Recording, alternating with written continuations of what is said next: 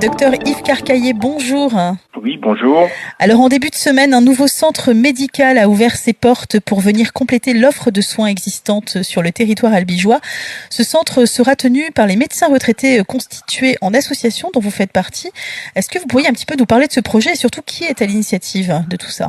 Alors écoutez, donc moi je suis le président de l'association des médecins retraités albigeois qui s'appelle l'AMRA. À la suite d'un constat de la pénurie médicale qui est en train de s'installer sur Albi, il nous a paru nécessaire de trouver une réponse pour augmenter l'offre de soins.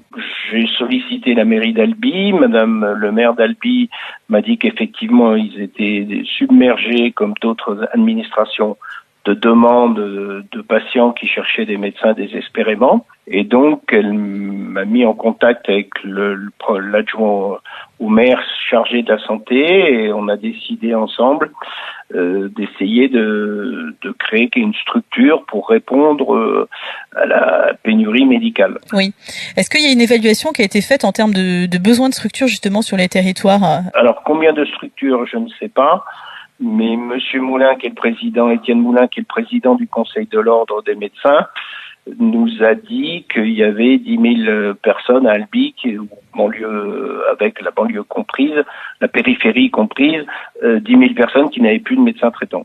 D'accord. Et alors les personnes qui pourront consulter, du coup, seront que des albigeois ou d'autres personnes d'autres communes qui n'ont pas de médecin non plus ? Nous, on accepte tout le monde. On est là pour dépanner, on est là pour rendre un service aux patients et à ceux qui sont en difficulté pour trouver un médecin traitant. Moi-même, j'étais retraité depuis 1 an. On a pensé que c'était bien de faire appel à des médecins retraités pour voir s'ils étaient volontaires pour faire quelque chose. Au contraire de ma grande surprise, parce que j'étais sûr de la réponse, tous les médecins qui ont été contactés par le Conseil de l'Ordre, à 90%, ont dit oui tout de suite quand vous voulez. D'accord. Voilà, les médecins retraités. De quel œil vous voyez cela ? Parce que vous allez être encore sollicité, alors vous êtes censé être à la retraite. La passion du métier avant tout, alors ? Bon, il y a la passion du métier, c'est sûr, mais il y a aussi la prise de conscience de cette difficulté.